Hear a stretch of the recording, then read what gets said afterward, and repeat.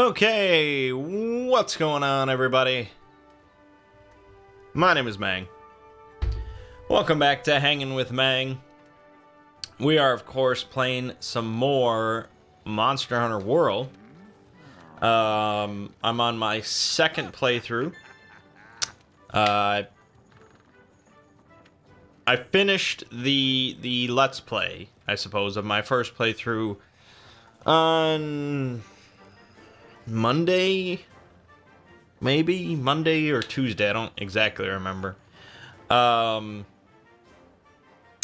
there is stuff to do after you see the credits. Of course, there's still plenty of hunting to do, but I wanted to get some Blade Master action and some melee stuff in, so I made a second character. And I've just been playing through the whole thing again with Charge Blade, and that's been pretty cool, so... yeah, you know. That is what it is. I've actually picked up, a new hobby, believe it or not. That doesn't happen too often. Hobby may be stretching it a little far.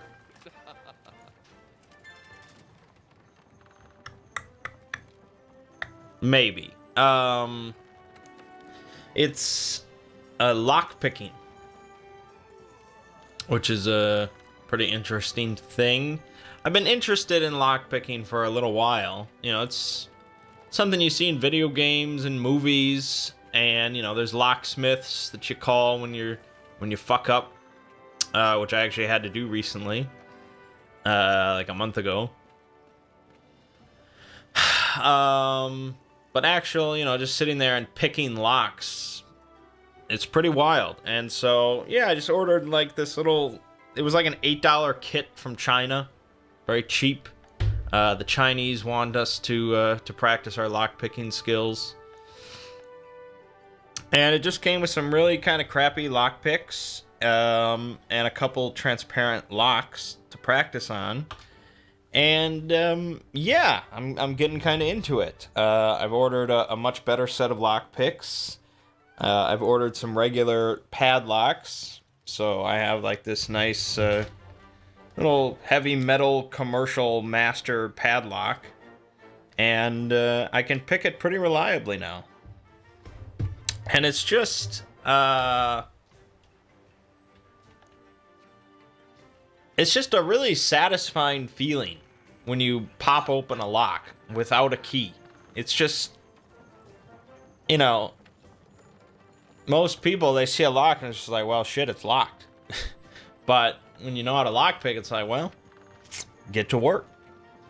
Yeah, it's really nice. And, you know, just something to sit here while I'm just watching TV or whatever. You can just sit there and you're just picking a lock, and it's not like a useless skill. And it's really like actual sitting there with, you know, a wrench, a little wrench and a lockpick, and picking it open pin by pin. That's really just for hobbyists. You know, professionals do not do that. If they're in the locksmithing business. Because you know, criminals don't do that. You know, it's really just for hobbyists, for the enjoyment of it. Because there's far faster, easier methods of opening a lock. But, you know, I want to be like in the movies. So, you go pin by pin and you feel it out and you pop it open and it's great. So yeah, right now, I've just got the couple practice locks. I've got a couple little tiny little master locks. I've got the regular master padlock. I'm looking to get some practice deadbolts and things like that I can work on. You really don't want to practice on your actual, like, the doorknobs in your house or, you know, something like that, because you can bust it up if you fuck up. And I have tried, just on, like, my bedroom door, because I don't really care about the lock there. It's proven very difficult. I have yet to pick it. I guess the model doorknob I have. It's sort of pick resistant pins and stuff, and yeah, it's a work in progress. But you know, it's just an enjoyable little hobby that I've picked up.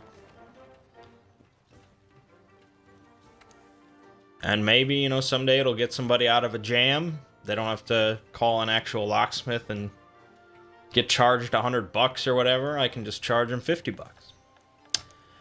Anyways, moving on. So this week on the Exploring series, we had the polls. We had the 2 polls to decide the next series I work on, and really I had no idea what was going to be the popular choice or what it was going to be. Yeah, I figured Dune would be up there. I figured Dark Tower would be up there if I allowed it. Warhammer would be up there. But really, the mythologies really just stood out as a popular choice. Going into the second poll, half of the 4 of the 8 options were some sort of real-world mythology between Norse, Greek, Egyptian, and Celtic, which I would have never guessed. And right now, Celtic is number 3, which is just nuts, because I don't know anything about Celtic mythology. But it certainly seems that Norse mythology is going to be the winner. Which... yeah, I wouldn't have really guessed. I mean, I wouldn't have bet money that it would have won. But I can see that it's a popular thing, and God of War 4 is coming out, and people are interested in Norse mythology more than like Roman mythology or Greek mythology. Norse is the new Greek, and it's kind of scary, I guess. Not only because I don't really know anything about Norse mythology other than, like, from Marvel Comics and stuff. But it's also a little scary because it's not like Elder Scrolls that just has, like, just some nerdy fanboys, you know, arguing over a video game series or something like that. Like, Norse mythology is legit shit. Like, there are, you know, numerous books written about Norse mythology. There are professors of Norse mythology. You know, people study this for years.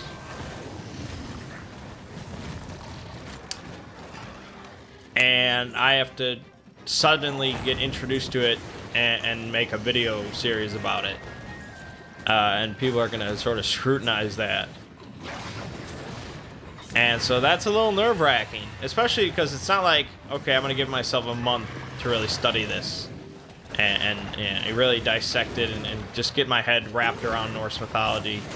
No, I have a week. Like, you know, I have to just start working on a video right away. That's just how the scheduling works.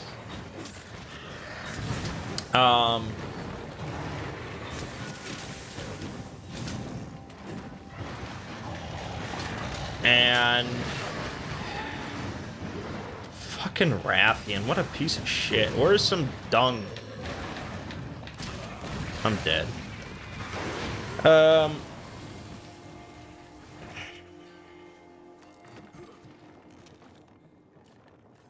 yeah, I mean, I would be lying if I said it wasn't a little nerve-wracking that I'm gonna have to tackle this big, legitimate subject rather than just, oh yeah, we're talking about Cthulhu mythos, and you know, no one really dives into the Cthulhu mythos that much.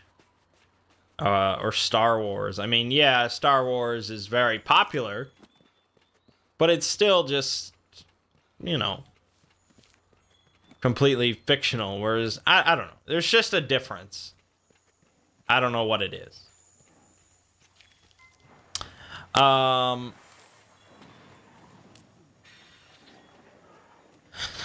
And so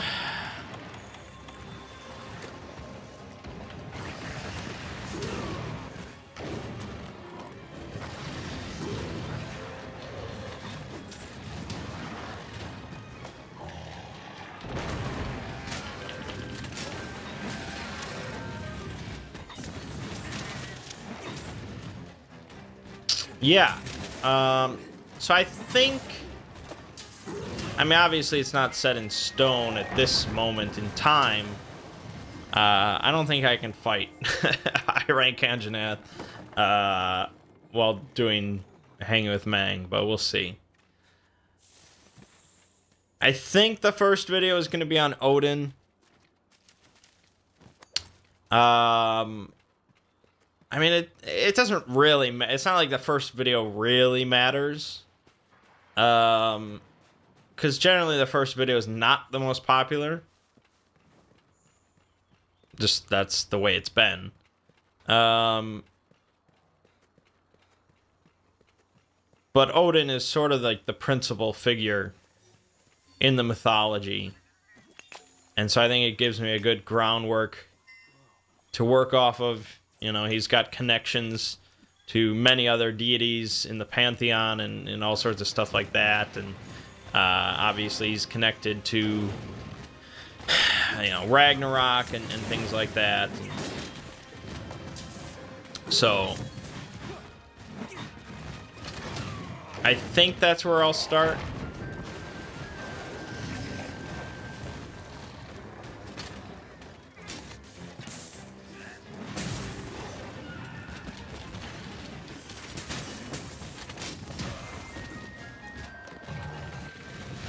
But yeah, I ordered a copy of the Prose Edda.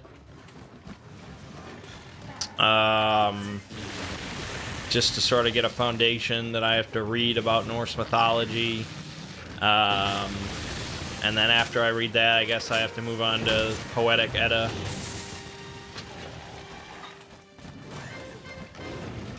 But yeah,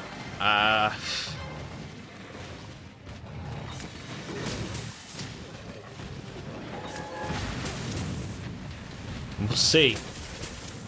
We'll see how it goes.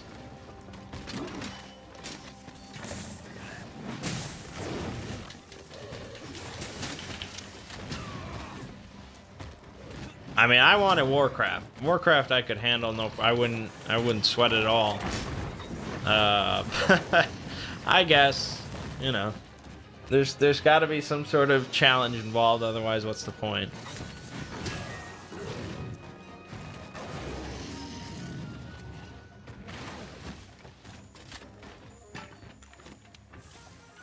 So yeah, the first video for Norse mythology will be coming out next Monday. Pronunciation's gonna be a bitch too.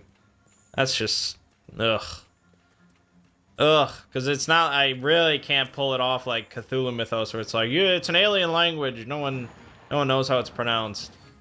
I don't think I can say, yeah, Old Norse. It's an alien language. No one knows how these words are pronounced.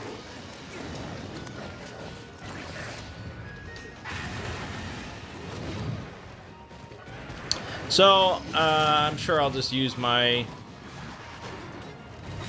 normal strategy of omitting as many specific words as I can. Christ!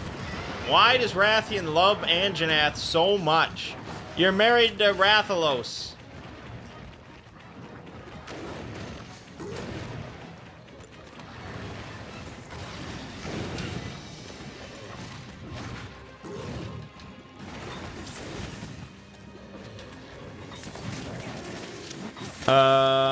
Yeah, so that's that.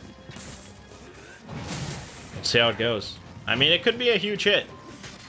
Norse mythology could be my meal ticket. I have no idea. You know, I'm probably planning to do it when God of War 4 comes out, sort of a a Norse mythology in God of War video.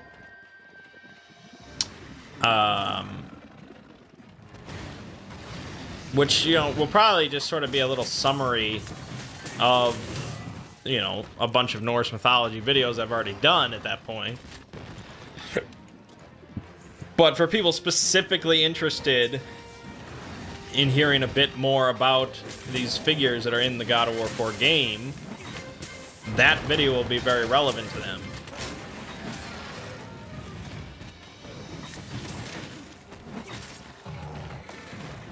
You know, for the people that have been watching the series from the start, you know, it probably won't be anything new. But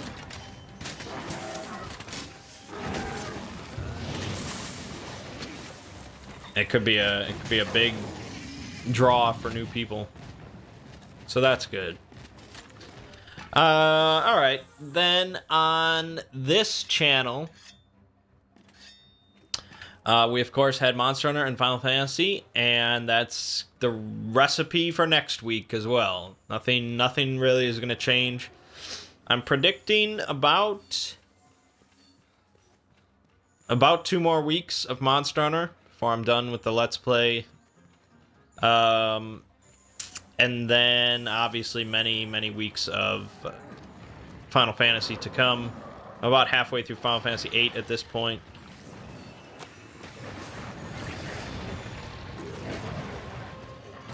And I have no signs of stopping.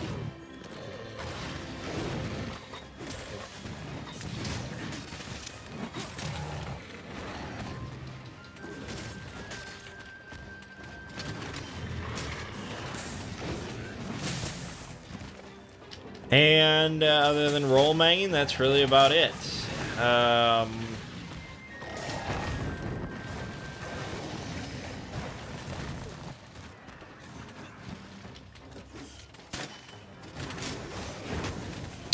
I did take a look at the game Celeste, I think it's called. It's getting a lot of good reviews.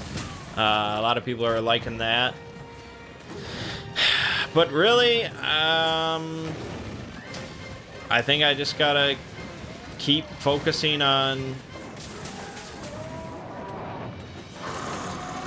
What are you doing here? God damn it. I really just gotta focus on Monster Hunter and Final Fantasy. Okay, that's the end of that. As far as uploads are concerned. Because otherwise, it's just going to get dragged out and out and out and out. So, there will be time for other games eventually. Not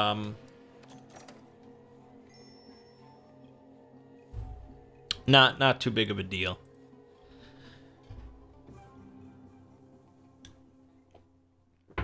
I'd also like to play Dragon Ball Fighters or whatever the hell that game's called. Because that looks really good. And, you know, I'm an old school Dragon Ball Z fan. I haven't watched the new show at all. I guess I probably should. Although I have been watching a lot of anime recently. Because I'm just working my way down the top rated list on my anime list. So, so far, I've watched Full Metal Alchemist, Brotherhood. I skipped over Gintama because I don't want to watch a comedy, and that seems really comedic. Maybe I'm missing out big time, but whatever. I watched Steins Gate. That was pretty good. I like that show quite a bit. Very solid anime. You know, pretty sure it's only like 24 episodes, although they have like another show coming out, I guess. And so now I'm on Hunter x Hunter. I've only watched like 3 episodes so far. It reminds me a lot of like Pokemon, I guess. It's like the anime in its presentation. It sounds like I'm watching like the dub version. I just prefer dubs. And it sounds like they got like the same narrator voice from the Pokemon anime as they got for Hunter x Hunter. And it just kind of seems like, you know, not that serious of a show so far, and just like, yeah, I don't know, for whatever reason, it just reminds me of Pokemon. So we'll, you know, I'll keep watching it. Maybe it gets pretty mind-blowing, I don't know. I think I tend to prefer more serious anime than, like, the goofy shit. So we'll see. Obviously, there's just there's a lot of anime out there to watch. So we'll see how that process goes.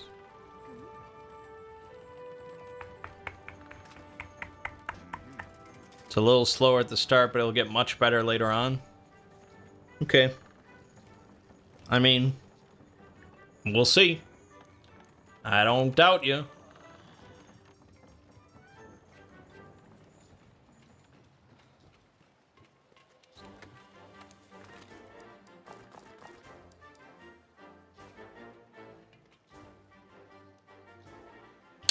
Should give Dragon Ball Super a shot. I will. At some point, I will. Yeah, I think I wanted to watch it right away, like as soon as it came out, but I really just prefer dubs because I just tend to multitask too much, and I just need to rely on voice. I just need to listen. I can't spend my time reading subtitles forever. If I was just sitting there on a couch just watching a show, sure, I wouldn't care. But I just spend so much time focusing, looking at something else, working on something else, playing something else. So I just need dubs. Otherwise, I just really won't watch a show. But they do have...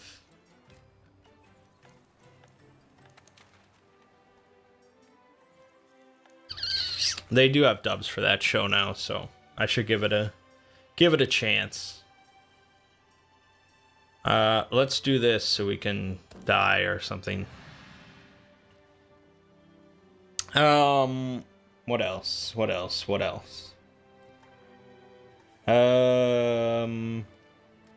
Right, okay. So, board gaming. The only things we played this week, we had an event on Friday night.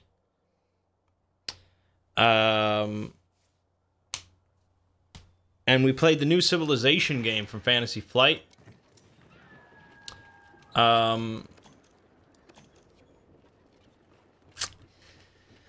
It's good.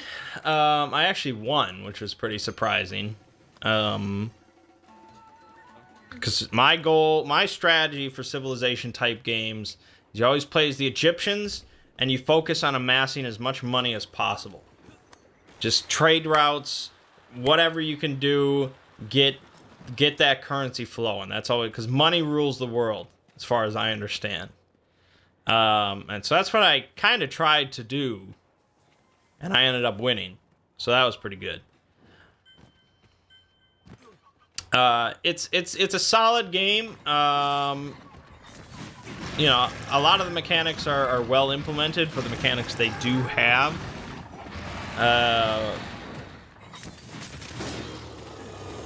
The problem is there's not that many mechanics, I guess. The problem is a lot of it is very simple.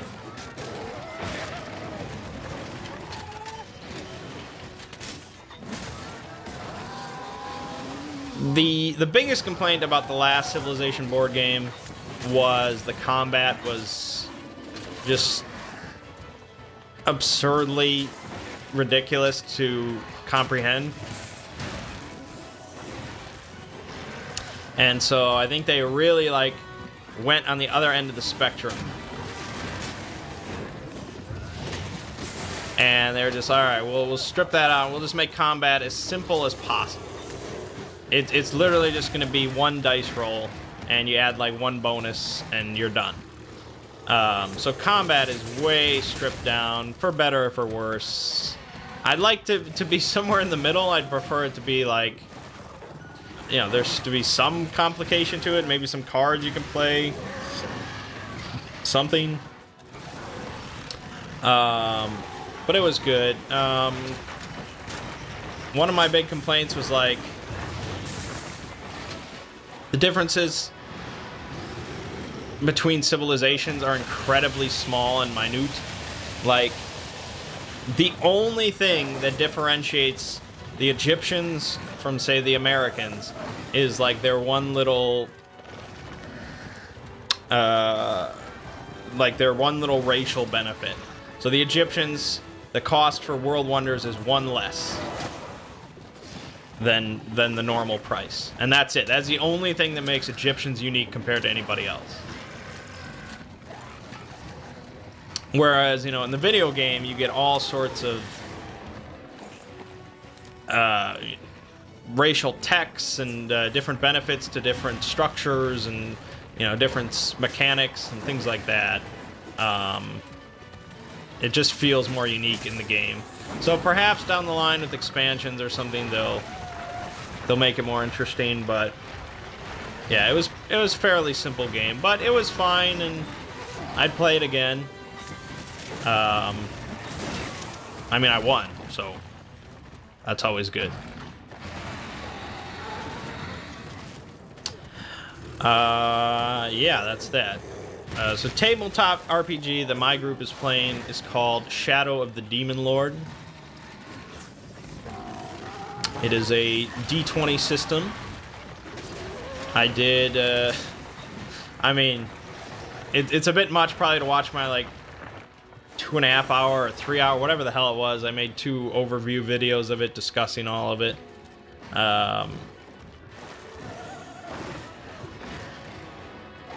It's a bit of a grim fantasy game. So, you know, there's insanity mechanics, and death comes swiftly and things like that. But so far it's been really just a blast. And it has a lot of longevity. I could easily see us finishing this campaign and starting up another one. This week was our 5th session, I believe.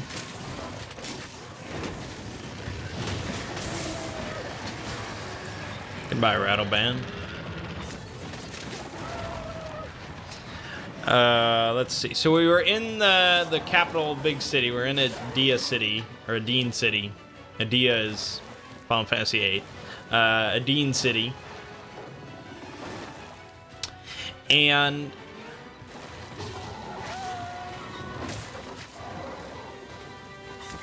the mic level was really low. That's, yeah, actually I have to really look into that.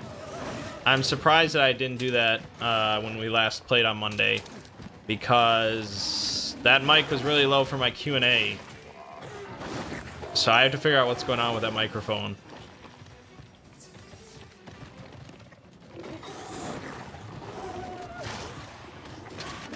Shit. We were in Adine City, and we had this problem of, you know, this plague is obviously the big problem with the campaign. That's our main conflict.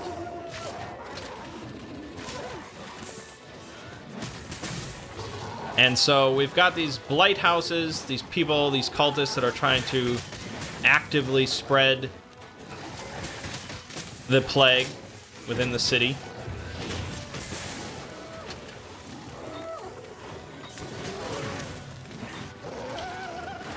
And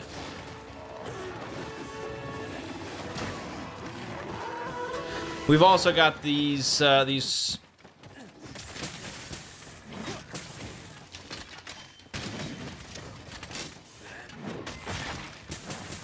this quarantine zone filled with infected people, and the witch hunters of the city are planning to burn the entire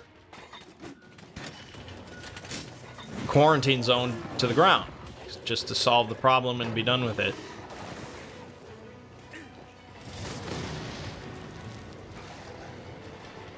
And while some of my characters would gladly assist them in burning this region down, Orion is a bit of a optimistic do-gooder, And so he wants to save the people, prevent them from being burned down. And so we have to stop the blight houses, stop these cultists from spreading the plague, as well as save all these infected people from being burned. A tricky problem. Definitely a tricky problem. I believed that I had a way to do it, though. I had a plan. Nothing ever goes according to plan, but I was going to try. So, the plan was that I was going to send Dirk McGurk and the Clockwork, Dwayne or whatever the hell his name was. I was going to send them to one of the blight houses that's in the non-quarantine part of the city, because that was really a priority. You know, they're working in the heart of the city to try and spread the plague. So I was going to send them there, and hopefully they were going to first go to the witch hunters and convince them that this was like, you know, the heart of the plague within the city, and they had to do a full-on raid. They had to gather up their witch hunting forces and raid this building to take out all these cultists. To the point of where they might even, like, take off patrol, like, border guards at the quarantined area, take off border guards because they need them for the raid, which would lessen the amount of personnel working the borders of the quarantine zone, because I'm trying to evacuate it. So I sent them off to the witch hunters, and hopefully they could do that. Meanwhile, I went into the quarantine zone, and my plan there was I was going to tell everyone in the quarantine zone, everyone that I could see that was infected and looked, you know, non-shady, I suppose. I was going to tell them, you know, I'm getting you people out. The witch hunters are planning to burn this area to the ground. You got to get out. Meet me tonight at the eastern wall at 9 p.m.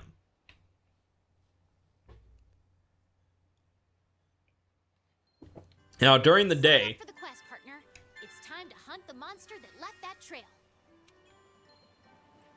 during the day, the witch hunters actually expanded the quarantine zone.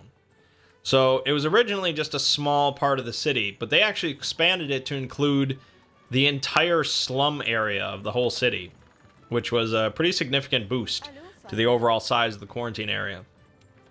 Which meant that downside was, you know, they were kind of condemning a bunch of people to becoming infected, even though, you know, they probably were fine at the time. But now that they were part of this whole quarantine zone, they were not going to get the same level of, you know, support, I suppose. They were just already being like, yeah, you're quarantined, you're done. You're just done. They were probably going to be burned as well. Because it's like, you know, if you just burn the old quarantine zone, you're going to cause riots in the new quarantine zone, because now they're like, okay, so that's what's going to happen to us. Because at some point you're just going to decide, oh, let's burn them too. So you'd have to burn it all at once. And I was like, okay, well, with that in mind, at least, the silver lining here is that they're not going to be able to conduct this, like, they were planning to burn this small part of town. And so they were gathering up, you know, plans and resources to burn this part of town, which is not easy to burn a whole part of town. But now they had to sort of recalculate and burn this entire length of town, like probably double or more the amount of space that they were planning to burn. And the reason they expanded the quarantine area was because in the middle of the day, like, Phil's character got attacked by an infected person in the middle of the slum area. And so they probably heard about this and are like, oh shit. You know, clearly this infection is beyond the quarantine zone, so we have to adjust. So I was like, okay, well, this isn't good overall for the city, but at least now, you know, I don't really have to worry about them starting the fire while I'm in the middle of my evacuation. So then I went around the whole slum area and I continued to spread news of, you know, this evacuation that I was planning at the Eastern Wall.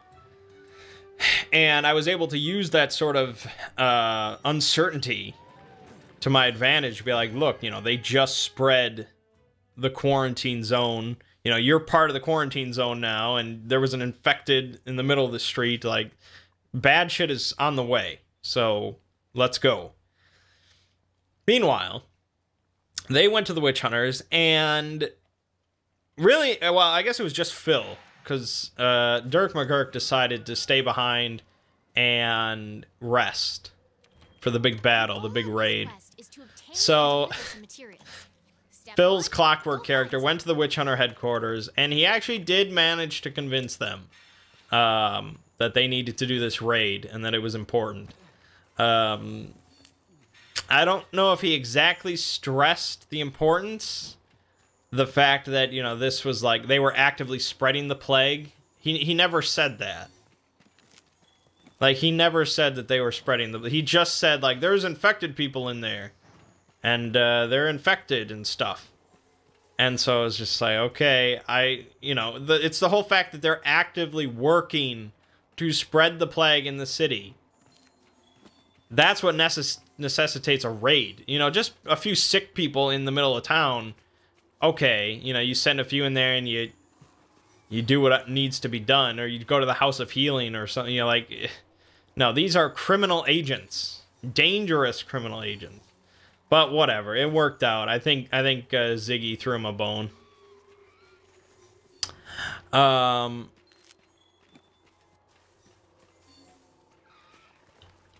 And so they agreed to do the raid, and in the evening, Dirk McGurk woke up and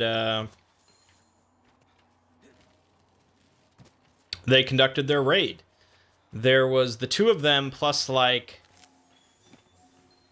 a whole bunch of witch hunters. I don't know the exact number. It was like 10 or something. There was a raid. So they went to the house. They went to the building. They busted in the door, and they just did a, you know, like a police raid, pretty much. Which is pretty cool. And it did not go according to plan. It did not go swimmingly.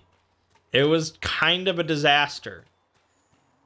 In the end, they did accomplish their objective.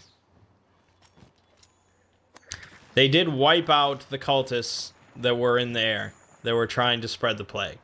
So, in that sense, it was a job well done.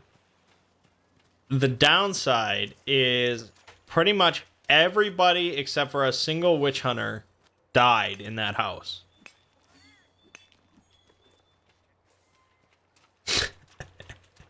Including Dirk McGurk. Phil's character did survive, but he was so just fucked up that he decided to just make a new character. So, both player characters ended pretty much in that house. So, what happened was, they bust in, they split up, you know, to check out the whole house, and Dirk McGurk, the Clockwork, and 2 witch hunters, I think, go into the basement. Which, of course, you know, is where all the most messed up stuff is going to be. And immediately, pretty much immediately, they are attacked by some sort of ghost or some sort of spirit. It's like some dark spirit that can, like, move between walls and just is, like, incorporeal, and it just, like, it just, like, one shot, like, kills one of the witch hunters. Pretty much. Just, like, rips open his throat. And the other witch hunter uses, like, some fire spell. Like, he throws, like, a fireball at this thing. And it just does nothing to him. It does, like, 0 damage.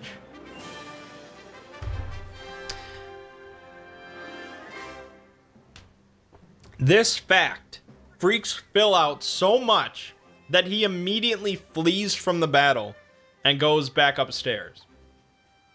Like, turn 1. He has not done anything. He sees that this fire spell is ineffective, and he flees upstairs. Meanwhile, you know, Dirk McGurk is just incredulous. And, you know, we learn that Phil has made a character that has really no intention of performing combat.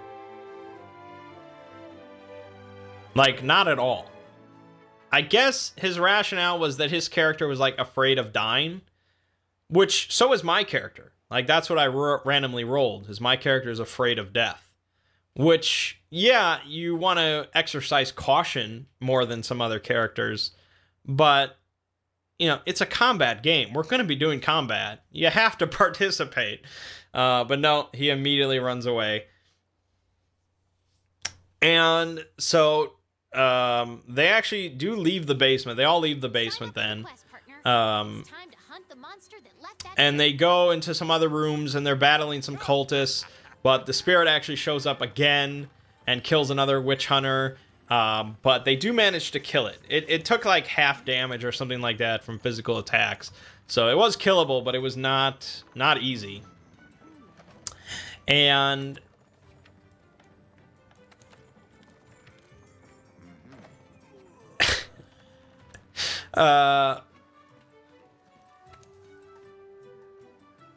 so, you know, the clockwork, Phil sees how much, you know, trouble there is here. Like, this is just a bad place. And so he's like, I'm gonna go get help to burn this place to the ground.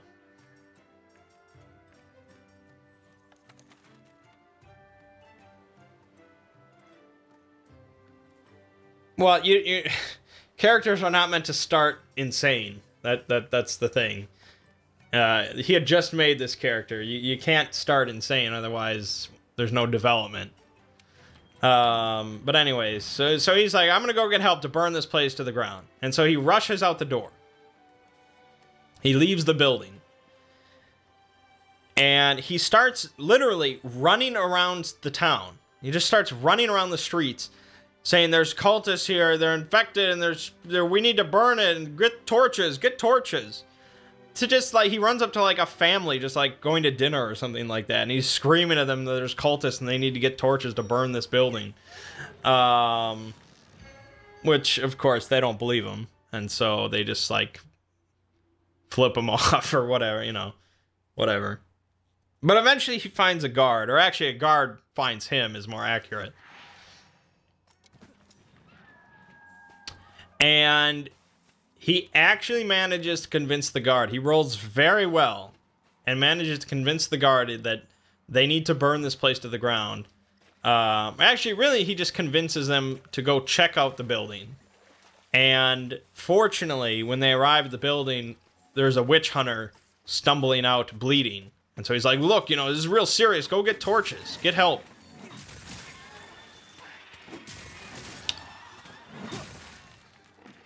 And so he goes inside the building. Then he's like, "Hey, I got a guard. He's going to get help. We're gonna burn this place down." And I'm just laughing my ass off because I know how this is gonna play out. Like, they will be burned inside of this building.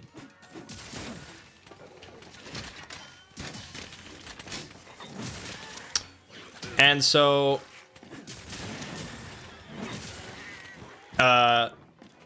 Phil actually stays inside the building at this point.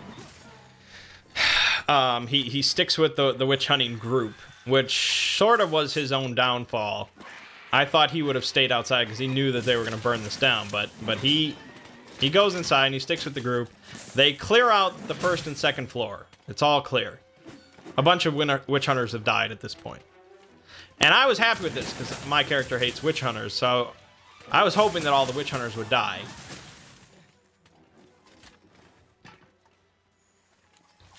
So they go down into the basement then. And in the basement, they discover this room that contains this large, like, pool. It's really like a spawning pit for leeches, for these plague-ridden leeches. So this is like a major, like,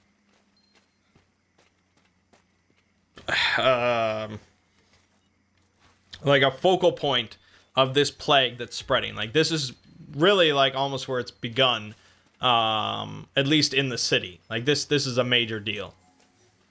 And they also find another one of those dark spirits. So, like, they're taking some insanity from the pool, and they're getting butchered, and so there's a bunch of insanity flying around. But they eventually kill the spirit. But it's around this point that the mob has arrived. The guard actually summoned a whole mob of people. I don't know why. That doesn't seem like the protocol. But he got a mob of of townspeople that brought torches, and they're planning to burn this place down because they've heard that there's, you know, evil cultists in there and infected, and, you know, the quarantine zone was just increased, and so the other townspeople are real spooked about this plague. So yeah, you bet their ass that they're gonna burn this to the ground before it spreads.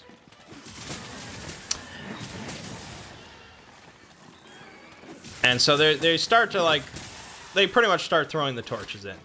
You know, it's begun. And so Phil, at this point, the Clockwork, has... Now he's starting to panic. Because now it's like, oh shit, they're actually starting the fire. And the others are all in the basement, which is not where you want to be when a fire starts. And so he's like, I gotta get out of here. And so he tries going out the front door, which is right where the mob is, the group of people, the angry townspeople with torches. And they don't know who he is. All they know is that there's infected people in there, and they have to burn them out. And so, of course, they assume that Phil is infected. Now, Phil is playing a Clockwork. But, you know, he's sort of gone to lengths to cover up his Clockwork appearance. And so he's wearing clothes, and he has sort of this blank faceplate and stuff like that. But, you know, it's just this small figure trying to burst out in clothes. And so it's a frenzied mob. They don't care. So they're just going to throw him back in. And they do. Because he's not very strong. So you just get this big burly, you know, carpenter or something that's trying to burn down these infected. And so he grabs one of them and just tosses them into the fire. So there's no way that he can escape through the front door. It's not happening. Now, the real problem then is, of course, all the other exits, windows, whatever, they're all boarded up. Completely.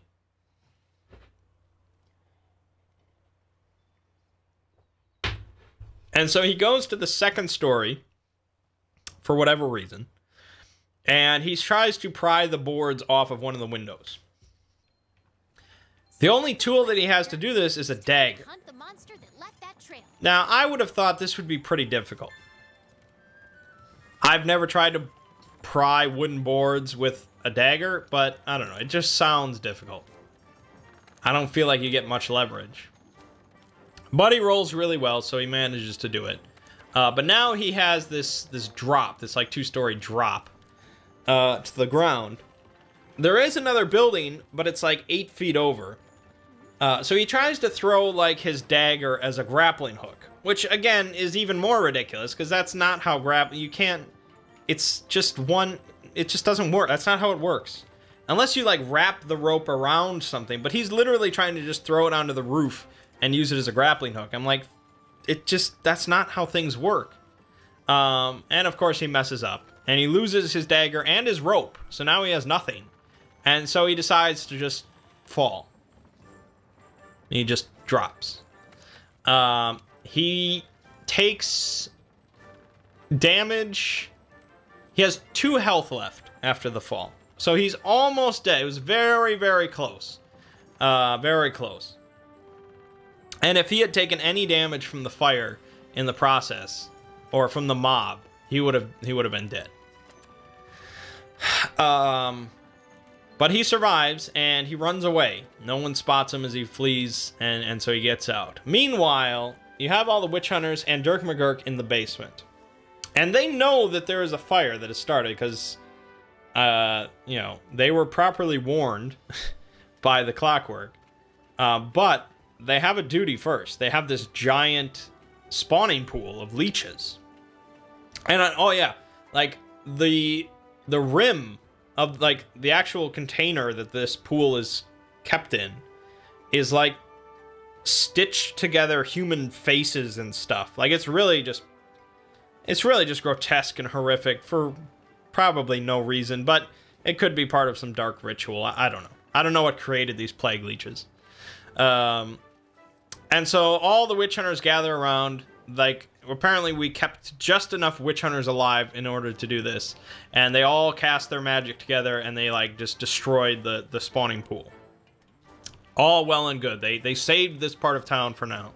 It was good. I would be happy if I was there. And so, but now they have to get out. And obviously the first floor is an inferno at this point. It is spread very quickly. This old, you know, musty house. And so they go up the stairs out of the basement, but there's just a flaming, you know, it's just like a volcano. It's terrible. You know, they just, it's rough. They can't just walk out. Because even if they do walk out, there's a big mob. And Dirk McGurk at this point is down to like 3 HP. He is practically at death's door. And he has no magic. He has no covering. Like, there's really nothing to protect him from these flames. And so one of the witch hunters manages to find like a blanket. Like, you know, maybe this will shield you from the flames for like 2 seconds. But none of them have any protection really either. And so they're hoping to sort of share the blanket or something like that. But Dirk McGurk just wraps it around himself and he's like, okay, I'll go first and then I'll throw the blanket back to you. You know, through the fire. Like the mob would ever let an orc just walk out. But okay. And so the others are not happy with this because they don't really... I mean, he's an orc. He's not meant to be trusted. But he has proven himself in battle. But still, you know, this is life and death now. And so he starts to make a move to, like, go up into the flames with his blanket. Because really, he figures that's his only chance. Like, he will die in this basement of suffocation or whatever. Like, it's not going to work if he stays here. So he has to try his chances. So he makes a move to get out. And the others basically grab the blanket, and he, like, he just does, like, a full stop, and he gets, like, he falls down the steps and basically breaks his neck, and he dies. So he doesn't even get to try the flames, because he just dies from the witch hunters first. I don't think they meant to kill him there, but, you know, steps can be painful. And so that's where Dirk McGurk ended. The Clockwork fled, and he says, like, I find, like, a big pile of trash, and I crawl under it, and I turn off. Because Clockworks can, like, turn off. Like, their key can be, like, unwound, and they cannot rewind themselves when they're, you know, unconscious. So he literally has to wait for someone to turn the key back, and so he can be reactivated. Which... we checked the rules. That actually should have happened at some point during the whole situation, because it happens when you roll like a 0. If you get a total result of 0 or less on a roll, you turn off, which did happen, but we forgot about the rule. So anyways, he turns off under this pile of trash, and that's where he stays. He made a new character. So yeah, the only one witch hunter apparently made it out, according to Ziggy, miraculously, and so it was not a very great raid. You know, Orion has not heard yet about the results. He probably wouldn't care about the Clockwork. He certainly is happy that most of the witch hunters died. He's happy. He'll be happy that the Blight House was completely destroyed. It was a big success, But he did sort of like Dirk McGurk. They were boatmen together. They were companions for a while, so that'll kind of suck, but, you know, the ends justify the means, I suppose. So anyways, the 9 o'clock comes, and so I have everyone there at the eastern wall, and so here I go up to the wall, and I use my spell of shaping, molding earth and stone. And so basically, like a 4-yard cube of stone or earth or anything like that, I can mold it into whatever shape I want. And so I would just go up to the wall, and I just create a giant opening in the wall. And like, you know, Noah splitting the Red Sea, I lead everybody out. And actually, I didn't even realize it. There was actually a second wall behind the first wall. So it was a 2-walled system. And I could only cast the spell once. I was like, fuck. I've completely blown this entire thing because I didn't realize there were 2 walls. But fortunately, the gap between the first wall and the second wall, we could walk along that, and it actually led to the gate leading out of the city. So it was all well and good. So we went up to the gate, and there were just like 4 guards standing there, and I have like this mob of like 300 people, infected people, and I'm like, we're leaving the city, you know, don't try and follow us. And they were kind of, I mean, they weren't going to stop. Who cares? Like, this is the infected people leaving the city. And so I just figured this is better for everyone involved. They don't get burned alive at night by the witch hunters. And they don't risk spreading their infection to the other healthy people. And so this gives them... Again, it's sort of foolishly optimistic that Orion thinks that he can save all these people. But he has to try. Like, that's just the character I'm playing. If I was playing somebody else, I wouldn't care. But you gotta play your character, and he would try to save these people as much as he could. So I led this mob of a few hundred infected people out into the wilderness, and that's where we ended for the session. So, next time I'm planning to found some sort of leper colony, I guess. It's gonna be some sort of infected settlement that everyone can come to if they're infected, and they'll find safe harbor. And I'm going to desperately, as quickly as I can, try and find some sort of cure for this. You know, I can cure the disease at my level. I can cure the disease, but I can only cure like 3 people a day. And that's just not good enough. This plague has way too high of an infection rate, and it's just not going to work. And the biggest problem is, once they get to a certain degree of infection, they apparently turn completely feral, and so they'll just attack anybody to try and spread the plague and do all this sort of stuff. And so, in a way, I'm condemning all of these people to death, and but I've at least, you know, given the rest of the city a better chance of surviving for now. Like, I have to find a way to stop this somehow. I have to find a cure or something like that. But that's the campaign. It's very interesting. I like it a lot. I really like the system. I like the character I'm playing. I like the magic. No. The half-orc that I play sometimes is called Ovem. O-V-E-M. He would have a very different approach to this whole campaign. But yeah, he's usually the very, very over-the-top, righteous paladin, avenger type, that worships Artemis, which is another one of my characters that in one campaign became a god.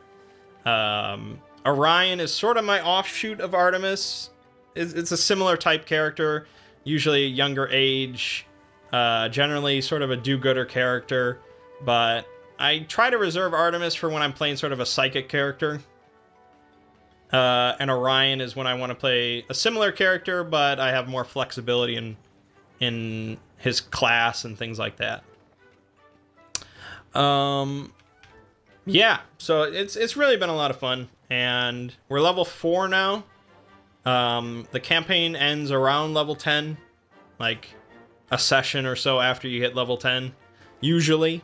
So we're nearing the halfway point, but I think it's been going great so far. Like, we don't really have that many leads about where to go to stop this plague or anything like that, but now we know that there's cultists that are trying to spread this. You know, this is more than just some natural infection that's ravaging the land. There's a sinister aspect to this. Yeah, Artemis is my favorite character. And so I wouldn't mind playing Artemis in this system to go for all like the psychic abilities and stuff. But since I got like a witch character, I figured, okay, Orion's sort of a better fit. So they rolled up 2 new characters, very, very sort of bland, open book characters. They can be whatever they wanted, really. Just a human and a dwarf. And so I'll meet up with their characters next time, and we'll set out to sort of start solving this problem. It's good stuff. I'm enjoying it a lot.